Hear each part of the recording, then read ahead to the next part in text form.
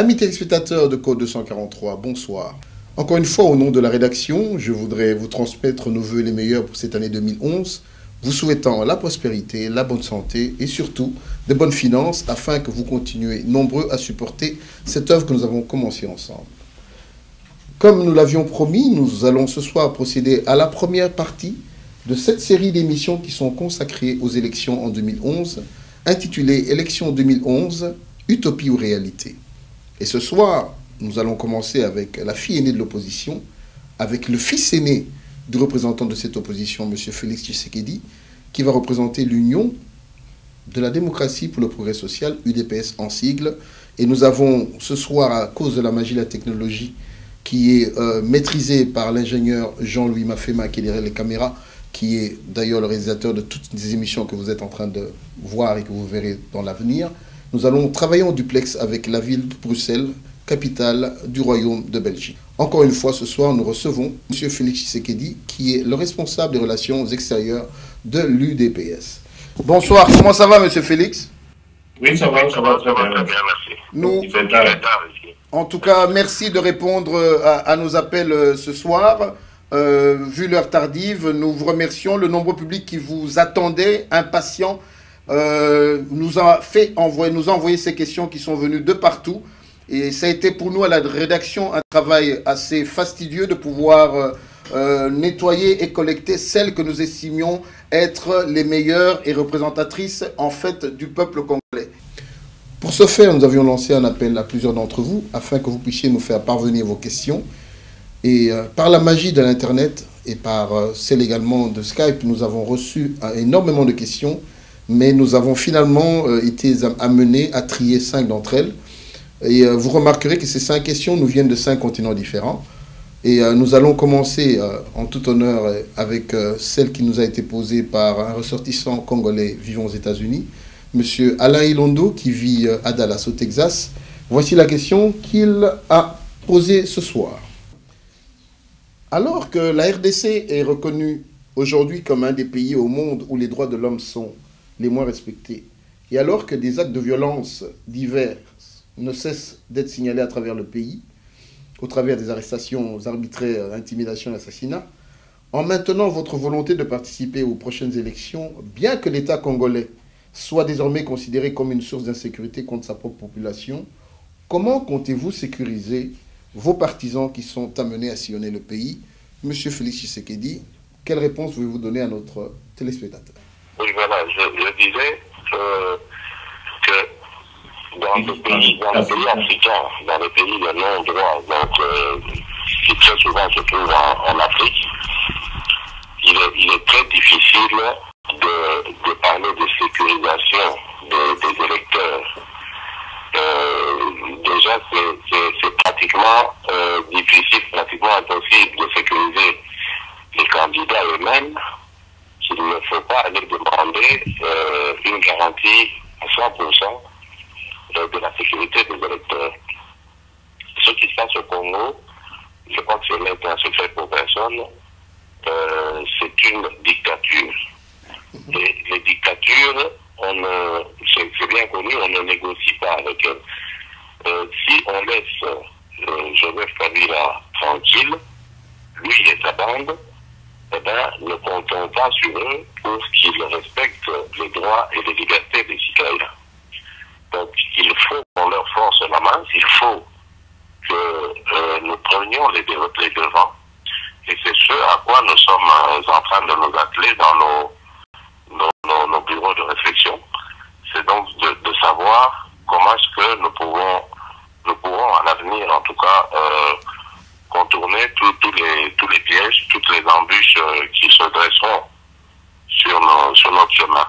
Donc il n'y a pas de garantie que nous puissions donner, mais l'une des meilleures, je dirais, l'une des meilleures argumentations, l'une des meilleures garanties, c'est déjà de pouvoir dire à ce régime dictatorial que nous serons présents et que nous irons jusqu'au bout. Nous surveillerons notre processus parce que nous ne croyons absolument pas en leur capacité de le faire et nous irons jusqu'au bout. Donc ça, déjà, ça va pour effet de les désarçonner, de les déstabiliser. Mais nous n'allons pas en rester là, bien entendu. Je vous ai dit que nous réfléchissons. Toute vérité n'étant pas bonne à dire. Donc, il ne sert à rien que je m'étende là-dessus ici. Mais il y aura des surprises pour eux. Il y aura des surprises, chers téléspectateurs. Vous avez entendu de vive voix ce soir M. Félix Tshisekedi. Pour ceux qui nous rejoignent en ce moment, nous sommes en duplex à partir de nos studios de Washington, D.C. Nous avons M. Félix Tshisekedi, représentant de l'UDPS à partir de Bruxelles. Et encore une fois, nous voulons le remercier car il est pratiquement plus d'1 h du matin à Bruxelles. Mais compte tenu de ses responsabilités, nous le félicitons au passage de sa nouvelle nomination. Il a bien voulu répondre à nos questions ce soir. La deuxième question nous vient de mademoiselle Sindani qui vit à Namur, en Belgique, qui est étudiante. Voici ce qu'elle demande. Vous semblez compter sur le soutien de la communauté internationale pour faire pression sur le gouvernement congolais afin que les élections soient réellement libres et démocratiques. Qu'est-ce qui vous garantit aujourd'hui qu'elle jouera le jeu le moment venu? N'est-ce pas la même communauté internationale qui s'est tue alors que Paul Kagame assassine ou terrorise ses adversaires politiques? Oui, je crois que je viens de dire que nous allons nous-mêmes déjà aller jusqu'au bout. Ça, c'est déjà une des garanties. Et puis, lorsqu'on parle de la communauté internationale, il faut savoir faire la part des choses. La communauté internationale, ce n'est pas un être humain. Beaucoup de gens pensent que c'est une officine de laquelle sortent des décisions. Non. La communauté internationale, elle est diversifiée, elle est multiple, et elle n'a pas toujours la même opinion sur ce qui se passe dans le monde. Et nous avons confiance en nos partenaires parce que nous en avons, et nos partenaires savent qu'il faut absolument surveiller le processus démocratique parce que ce pouvoir corrompu de Joseph Kabila est un pouvoir capable justement de biaiser, comme en 2006, le processus électoral. Donc nous avons des partenaires dans la communauté internationale qui sont déjà engagés là-dessus. Bien entendu, nous n'allons pas nous focaliser sur le seul espoir en la communauté internationale. Vous avez vu, par exemple, en Côte d'Ivoire, la communauté internationale, puisqu'on parle d'elle, a été obligée, après pourtant avoir déclaré M. Ouattara vainqueur, d'envoyer des émissaires pour trouver une solution négociée. Donc ça, c'est dans le cas de la Côte d'Ivoire. Dans le cas du Congo, nous disons que nous allons sensibiliser au maximum les Congolais parce que ça n'a pas été fait en 2006. Souvenez-vous de cette constitution qu'on a fait adopter à la va-vite par référendum, sans que les Congolais n'en sachent pourquoi. Et aujourd'hui, nous remarquons que les premiers à la falsifier, ce sont ceux-là même qui appelaient les Congolais il y a moins de 5 ans à voter pour cette constitution. Donc, pour revenir à ce que je disais, nous allons mettre la pression. Nous allons demander à notre population, d'abord nous allons l'informer au maximum et nous allons lui demander de rester vigilante. Elle doit rester vigilante et ne pas se laisser flouer comme ce fut le cas la fois passée. Et nous pensons, nous avons vraiment espoir que dans la communauté internationale, il n'y a pas que des fossoyeurs, il n'y a pas que des assoiffés de sang et de malheur des Congolais. Nous pensons qu'il y a des gens sensés, nous les connaissons, nous sommes en contact, qui, le moment venu, appuieront les efforts du peuple congolais et nous aideront à bouter dehors ce pouvoir corrompu, ce pouvoir incapable. La troisième question nous a été posée par M. Théophile Lagabio, qui vit à Béni, en République démocratique du Congo. Voici sa question. Que pensez-vous de la présence des différents groupes armés sur le territoire congolais? Les Mbororo, les FLDR, le LRA. Considérez-vous que notre pays est occupé? Si oui, comment ferez-vous pour que la population vote en toute sécurité dans les zones concernées? Trouvez-vous normal qu'une partie des Congolais vote pendant que les autres se font massacrer? Je ne trouve pas, là tout est organisé de telle sorte que les citoyens du pays puissent participer aux élections. Mais cela ne m'étonne pas de ce pouvoir, comme je disais tout à l'heure, incapable et corrompu, parce que durant la législature qui va bientôt s'achever, ils ont passé leur temps à raconter des bobards aux Congolais et à réfléchir sur la manière dont ils vont s'organiser pour tricher et donc se maintenir au pouvoir. C'est regrettable, me direz-vous, mais en même temps, c'est ce qui arrive quand on a affaire à des gens qui n'ont qu'une vision, des affairistes, qui sont venus uniquement pour des prédateurs, uniquement pour piller et s'enrichir. Et donc, devant une telle situation, les Congolais doivent s'organiser. Parce que, vous savez, ce pouvoir est tellement malhonnête qu'il a organisé comme ça il a ouvert plusieurs. Et donc, la diaspora aura un problème déjà. Ce sera celui de pouvoir participer aux élections. Donc ça, ce sera un combat dans lequel se lancera la diaspora, un combat un front qu'a ouvert le pouvoir pour distraire. Donc, parce que pendant que la diaspora sera occupée à son souci de participer aux élections, au Congo, on ouvrira d'autres fronts, comme vous le voyez avec le scrutin à un tour. Et puis demain, comme nous l'apprenons, ce seront les bureaux de vote qui seront réduits. Le nombre de bureaux de vote sera réduit dans les provinces qui sont données comme non favorables au candidat Joseph Kabila. Donc c'est ainsi qu'il multipliera les fonds. Nous demandons simplement aux Congolais de rester unis, de rester groupés. Et quelles que soient les embûches, nous ne disons pas qu'il faut fermer les yeux. Non, il faut faire pression là où il faut faire pression pour essayer de faire reculer ce pouvoir. Parce que n'oubliez pas qu'il y a quelques mois, c'est déjà un pouvoir qui avait tenté de se faire prolonger de faire passer la durée du mandat de 5 ans à 7 ans et de la rendre illimitée, de rendre le nombre de mandats illimité dans le temps. Et grâce à la pression, grâce à la vigilance des Congolais, il a reculé. Donc il faut continuer par ça et aussi par des pressions à la fois congolaises et aussi étrangères, pour amener ce pouvoir à reculer davantage. Mais ce que je voudrais dire par rapport au scrutin, à la diaspora et à l'insécurité qui empêcherait certains de nos compatriotes de ne pas participer aux élections, c'est de rester groupés, de rester organisés pour pouvoir mettre suffisamment d'énergie dans le chef de ceux qui vont aller aux élections, afin que ceux-là ne se laissent pas distraire et qu'ils aillent réellement voter pour le changement et la fin de règne de ce pouvoir corrompu. Mademoiselle Elenge Sophie, qui vit à Guangzhou en Chine, a transmis cette question-ci à notre rédaction. 4 ans après l'organisation des élections de 2006, et alors que l'on annonce de nouvelles élections, comment justifiez-vous le fait que la diaspora congolaise soit à nouveau exclue du processus électoral en RDC?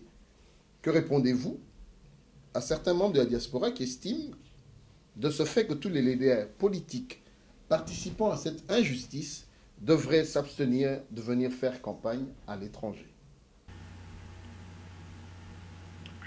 Oui, bien évidemment, si tout dépendait de nous, il est clair que nous aurions permis à la diaspora de participer. Mais comme vous pouvez le constater, c'est depuis 2006 que ce problème est pendant. Et depuis 2006, nous demandons, nous réclamons à corps et à cri qu'avant de faire l'enrôlement, avant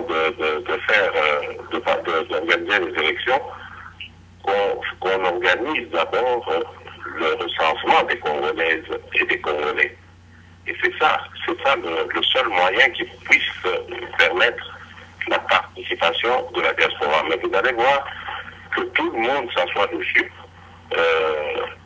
Je parle de ces fameux dirigeants de la RD Congo, parce qu'ils n'ont aucun intérêt. Par définition, les Congolais qui vivent à l'extérieur sont contre ce régime. Parce que pour la plupart, ce sont des gens qui ont dû fuir leur pays pour aller s'exiler à l'extérieur. Donc ces gens, le sachant, ils savent que, comme vous l'avez dit, si vos chiffres sont exacts, à peu près 90% de ces gens, voire 95% des Congolais vivant à l'étranger sont contre le régime. Et donc, ce ne serait pas une bonne chose pour eux de les faire voter. Maintenant, c'est aux Congolais de savoir, surtout ceux de la diaspora, de s'activer de telle sorte qu'ils puissent y participer en faisant valoir tous leurs droits et en saisissant tous les moyens de pression pour ce faire. Pour ma part, moi j'avais pris, je trouvais comme solution de retourner au Congo et d'aller me faire enrôler, ce que j'ai fait en 2009, parce que je savais que cette fois-ci, l'UDPS allait de toutes les manières participer, quoi qu'il arrive, participer aux élections. Nous avons compris que ce pouvoir joue sur la peur, joue sur l'intimidation, joue sur le renoncement de ses concitoyens. Donc, il nous pousse par des décisions impopulaires, des décisions injustes, à renoncer à nos droits et libertés. Et ça, c'est l'un de ces trucs les plus efficaces. Maintenant, nous avons changé de fusil d'épaule et nous avons décidé, à la suite de notre leader, de la même manière que lui, d'aller jusqu'au bout. C'est-à-dire, quelles que soient les embûches qui passeront notre parcours, nous allons aller jusqu'au bout. Et c'est ce que la diaspora doit faire. La diaspora ne doit pas oublier qu'elle a une influence certaine sur les familles congolaises qui composent la nation congolaise. Et donc, même si elle ne participe pas directement, elle peut participer indirectement au travers de ces familles-là.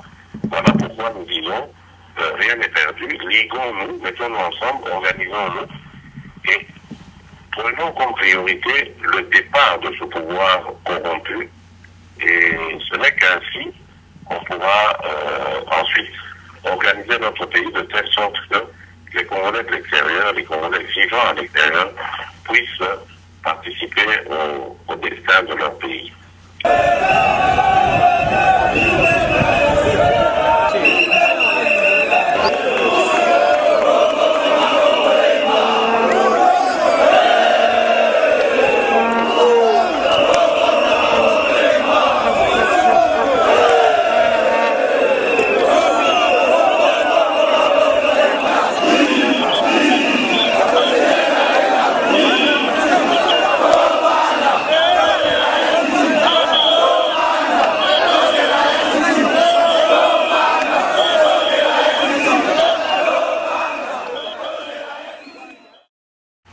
Ne faudrait-il pas à ce jour que l'opposition institutionnelle et non institutionnelle s'organise et se ligue derrière un seul candidat, en la personne de M. Étienne Tshisekedi, vu son expérience et sa stature et le travail qu'il a fait en République démocratique du Congo concernant l'opposition? Et si M. Étienne Tshisekedi était plébiscité par ses confrères des autres partis politiques, quelle chance lui donnez-vous contre le candidat qui sera celui de l'AMP, à savoir Joseph Kanambe Kabila? Oui, merci. je commence par la dernière. Les chances de l'UDPS et de son candidat, Etienne Tshisekedi, sont intactes. Sans faire du triomphalisme ou quoi que ce soit, je voudrais dire que l'avantage de notre candidat, c'est sa constance. C'est un homme qui a traversé ce que nous savons, toutes les difficultés, tous les événements qui sont allés à l'encontre de son combat, de son parcours. Il les a traversés en gardant son discours, en gardant son attitude, en gardant sa vision pour le Congo. Et ça n'est pas passé inaperçu aux yeux des Congolais. Les Congolais aujourd'hui ont compris que c'est le leader qu'il leur faut. Et je crois que l'heure est venue pour cela. Nous pensons que ce rêve, cet idéal qui a toujours été le nôtre, est aujourd'hui à portée de main. En même temps, nous disons que l'UDPS s'est toujours battu à travers son leader pour un État congolais unifié autour de ses textes, donc de sa constitution, de ses lois. Et pour cela, nous faisons appel à toutes les forces politiques acquises au changement, parce que c'est ensemble que nous allons être convaincus de cela. Et qu'ensemble, nous allons vaincre le signe indien, si vous voulez, qui veut toujours que le mal puisse prévaloir dans notre pays, que la difficulté puisse être le quotidien des Congolais, la pauvreté soit de l'eau de notre quotidien. Et donc, nous ferons appel à toutes ces forces du changement, bien entendu, mais en misant d'abord, comme le dit l'adage, toute charité, bien ordonnée commence par soi-même. Donc nous allons commencer par miser d'abord sur nos propres forces, notre propre capacité à conquérir les cœurs des Congolais. Et ensemble avec les partis amis, dans la position des partis convaincus comme nous du besoin de changement, nous allons aller à la conquête du pouvoir. Alors, le fait que ce pouvoir ait changé de scrutin et qu'il est amené à un tour démontre justement le peu d'assurance qu'il a et la panique qui s'est emparée de ses rangs. Souvenez-vous, il y a quelques mois, le PPRD a tenu un congrès à Kisangani, et au cours duquel il a dit plus d'alliance avec qui que ce soit, nous voulons faire gagner le candidat Joseph Kabila au premier tour. C'est ce qu'ils ont affirmé haut et fort. Mais voilà qu'aujourd'hui, et alors qu'ils ont déjà prévu dans le budget de cette année de l'argent, leur quote-part à laquelle viendra s'ajouter la contribution de la communauté internationale pour l'organisation des élections à 2 tours, voilà qu'ils se saisissent de cela pour dire ce n'est plus possible, ça coûtera moins cher, ce qui fait un peu rire parce que on connaît ce pouvoir, on connaît l'incurie qui caractérise ce pouvoir, et on sait très bien que c'est un pouvoir ne se soucie absolument pas de la stratégie financière. Et curieusement, parce que les élections approchent, ils se mettent à se soucier des dépenses non autorisées ou inconsidérées. C'est ce qui démontre la peur panique qui s'est accaparée de leur camp. Et d'ailleurs, il y en a qui, parmi eux, n'hésitent pas à nous dire que le retour du président de l'UDPS a totalement bousculé le microcosme politique congolais. Mais nous n'allons pas nous arrêter là et dormir sur le laurier, parce que ça, ce n'est pas le plus important. Le plus important est de mettre fin aux souffrances de notre peuple. Et nous pensons qu'avec celui-ci, nous allons réussir à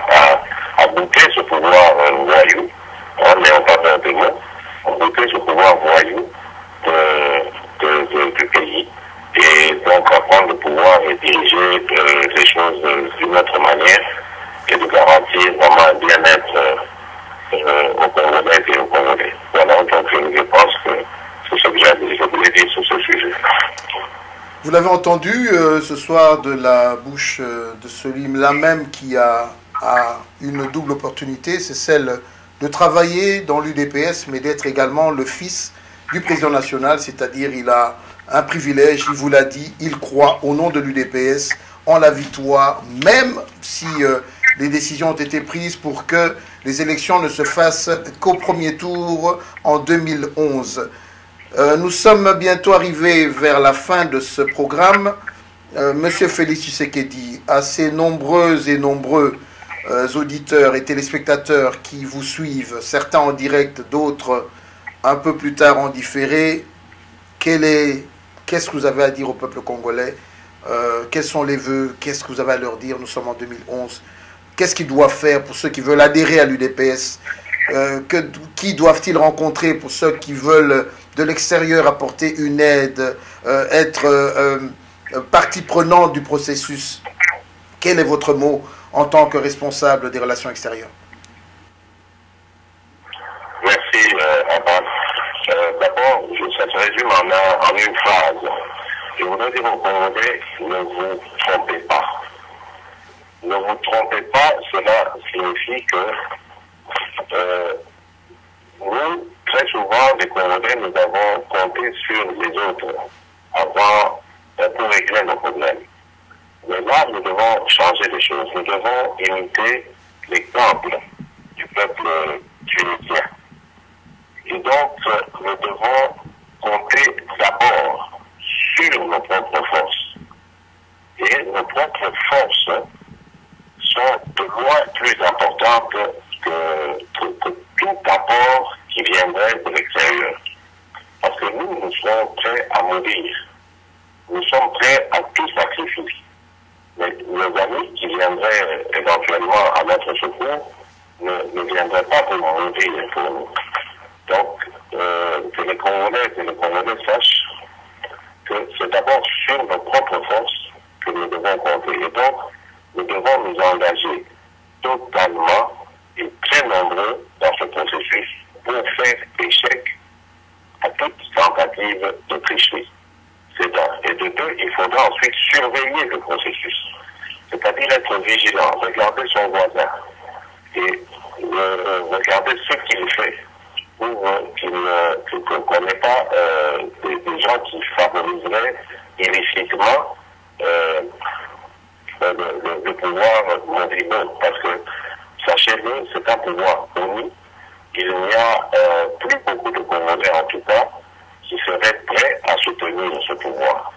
Voilà pourquoi les Congolais doivent rester groupés, rester ensemble, ne pas se tromper et aller voter pour le changement. Et ce changement, chers compatriotes, il s'incarne en tout cas dans la personne d'Étienne Tshisekedi. Cet homme a tout sacrifié pour son pays, pour son peuple, pour le bien-être de celui-ci. Et donc, ce n'est pas pour qu'on n'ait pas des gens qui favoriseraient illicitement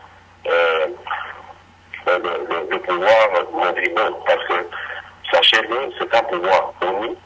Il n'y a plus beaucoup de Congolais, en tout cas, qui seraient prêts à soutenir ce pouvoir.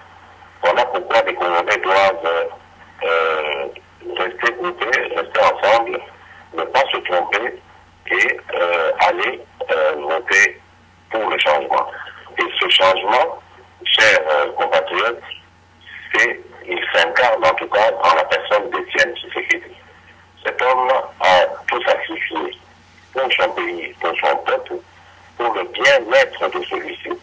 Et donc, ce n'est pas aujourd'hui qu'il décevra le peuple.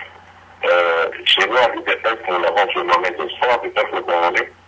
Et nous pensons réellement que le redécollage de notre pays, le bien-être de notre peuple, passe par l'avènement d'Étienne Tshisekedi au poste de président de la République démocratique du Congo. Je vous souhaite bon courage. Nous ne vous abandonnerons pas parce que l'UDPS est là jusqu'à l'instauration d'un état de droit et même après, parce qu'il faudra ensuite exercer le pouvoir, en tout cas concourir à la prise de pouvoir et donc l'exercer plus tard, après qu'il y ait l'instauration d'un état de droit. Donc l'UDPS ne vous abandonnera pas, nous serons avec vous jusqu'au bout du combat. En tout cas, je vous remercie. Je remercie les organisateurs de cette conférence, cette interview, et à bientôt pour la victoire. Merci. Chers téléspectateurs, vous venez de suivre M. Félix-Antoine Tshisekedi, qui malgré cette heure tardive a bien voulu répondre à nos questions et nous espérons qu'ainsi il a pu éclaircir les zones d'ombre qui s'affichaient dans les pensées de plusieurs. Et nous vous souhaitons de rester toujours branchés sur le code 243 car nous allons avoir sur ce plateau également M. Jean-Claude Vouemba qui est le président du MPCR. Nous allons également avoir sur ce plateau M. François Mwamba, représentant du MLC, parti de Jean-Pierre Bemba Gombo. Nous allons également recevoir M. Jean-Jacques Mbungani, représentant du MLC à Bruxelles dans le Royaume de la Belgique. Est également convié M. Shungu Okitawundu qui est le représentant de l'APARICO, en fait en sa qualité de secrétaire général de l'Alliance des Patriotes pour la refondation du Congo, ainsi que bien d'autres intervenants qui vont sûrement défiler sur ce plateau. Encore une fois, merci de nous avoir suivis et bonne soirée chez vous.